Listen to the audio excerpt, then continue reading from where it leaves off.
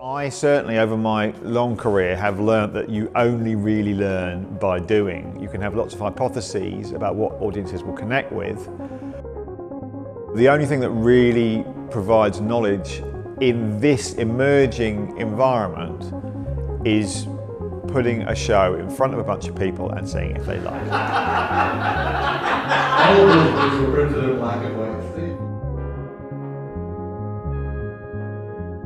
So the Galaxicle Implosions is a project that was born from a program called the UK-Canada Immersive Exchange. And I was one of the participants of that program, as well as Rachel Hassine from Flipside XR. So it was this amazing program where they brought together immersive creators from UK and Canada to learn from each other, learn from these great mentors, and also meet to potentially collaborate and pitch on a project. So we imagined, what would it be like if we could co-create an animated comedy sci-fi series with our audience, using VR, using YouTube, and actually not divorcing ourselves completely from the real world, so having an audience in the theatre, real actors, all that stuff, and doing it live.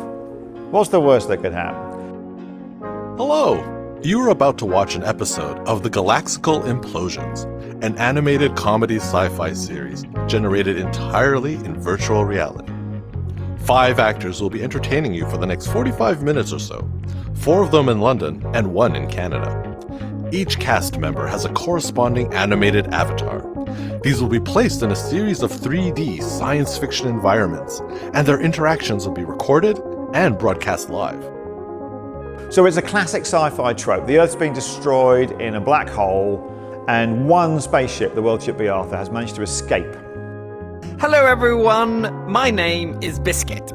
What I'm doing here is that I stowed away on this ship, set for adventure. I'm a shoulder to cry on, I'm a confidant, and I shouldn't really be here at all.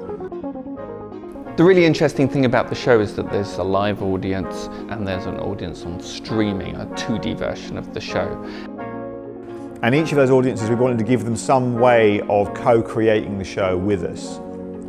The live audience is really interesting because out of all of the audiences, they're the ones that sees behind the scenes most.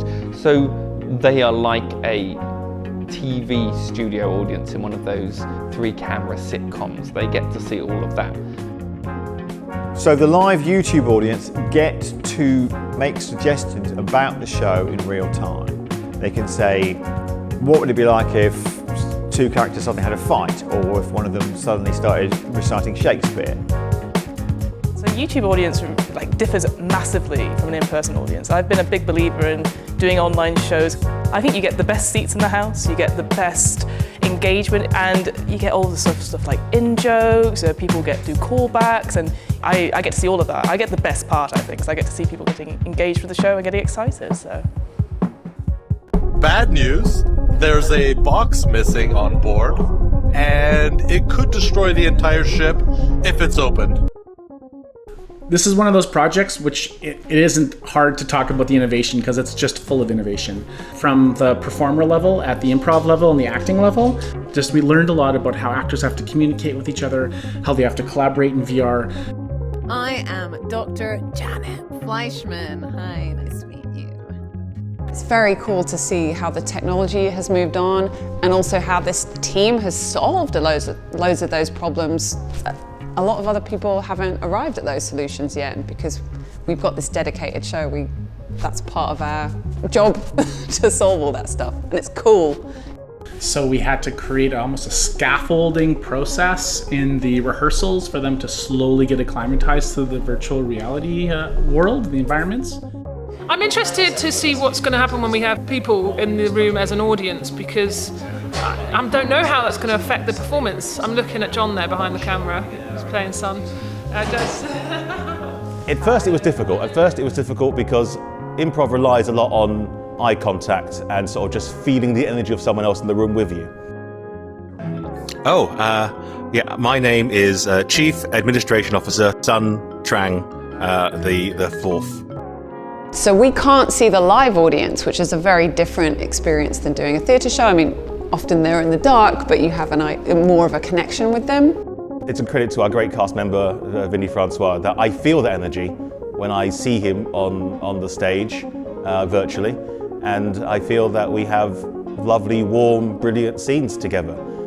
Let me introduce you to TOC, which stands for Totality of Knowledge, who's the ship's AI. I mean, I am an all-powerful AI, but this recently dehydrated person can also help with the stats. It can feel sometimes a little bit disconnected, but the more that we did it, the more natural this kind of online international collaboration worked. And creating in the moment requires that kind of connection. When I am Biscuit, I'm tiny. All of the set is at a different scale. People treat me differently. People seem protective over me almost. So it's very interesting looking out from that character's eyes and being perceived in that way. Because yeah, it really does help the performance. I don't have to pretend to be tiny. Do you have any wisdom to share with us so that we can live our lives better? Do I? Be more faith. Yeah?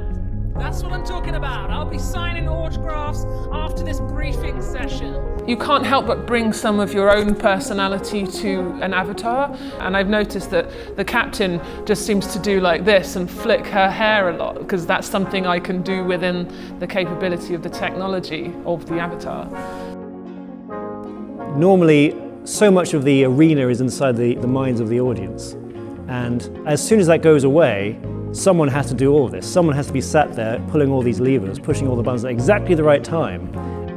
Audio was a real challenge where we had to develop separate muting systems for the video feed, for the in-theater, and for the immersive viewers and guests. Like an improv show, you never know whether it's going to go well anyway. And then when you add all these layers of technology and acting with people on a different continent, then it's much harder. How to get an international remote production where some people are in Montreal and some people are in Winnipeg and some people are in a theater in London. How do we coordinate that completely? So we actually had a equivalent of me on the UK side. I think I described the experience a couple of weeks ago as taking chaos and channeling it. That's, I think, what it's like being the broadcast producer of this project. So I'm trying to make everything make sense in as few words as possible to both Canada and to the UK when we're communicating during the show. You've snuck into the shuttle bay before, haven't you? Like 5 times. I just didn't think you can't be this time. Angelo, we're gonna have to dehydrate you. When we got into our show runs, we had 5 shows that were essentially a day apart. And at the end of each show, the audience would make a suggestion for a new location that we would bring in and develop in that one off day for the following show. So really that time difference, we were so grateful for it towards the end because it really almost doubled our art time. It's an interesting process doing a season, so these shows should affect one another. So as we go on, there's more and more like content, world building. We had a certain amount when we started. And obviously tonight we had Sun's memory has been wiped. Nice to meet you. Oh, I'm looking forward to the interview for the ship. we've spent so much time together. I don't have that many friends, and you're such a good friend. That's not solved, so me and Chris and some of the team have an in-between day when we sort of decide what is important to keep in existence in the world. Co-creating a show with an audience where they've already built a world and characters and improvise within it, that's not an everyday improv show. But then when you put that into virtual reality and you give them the ability to fully immerse themselves in new characters, they've tapped into something really cool there. Yeah, I think the most interesting thing is this sort of co-creation aspect that we were really excited about when we started. Like, how can different audiences contribute to where the show was going? And I really love that this whole blowhard conspiracy theory started in the chat room, as many conspiracy theorists do, of the YouTube stream, and then slowly, I think over the last 2 episodes, has been growing. Biscuit? Yes, Captain? Have you been hanging out with the blowhards? The blowhards, the conspiracy theorists. Yes, and they think that a statement has to be made, that nothing's getting sucked into any black holes. There's very clearly a black hole. You can see it out the window of every room on the ship. We couldn't have made this project 4 years ago at all. I think now is a really interesting time to start answering some of these questions, or start raising some of the questions, so that in 5 years we're ready to hit the ground running. Yeah, the co-creation element of the show was clearly a big hit with our test audiences. They were very enthusiastic about it in the feedback, even going so far as to suggest business models for us to take the project forward. So it seems that introducing that more gamified functionality into a piece of XR performance really engenders loyalty in an audience. For us to be able to pull off a live animated show in multiple locations at the same time to create compelling content is in itself crazy innovation. I got a friend in a wheelchair who would love this, who would love to be able to improvise with people across the world because he can't travel easily. I think we are a very important first step in the way of getting to a global sense of actual performance. Over the event horizon is marching all this new tech like VR headsets and very soon augmented reality glasses.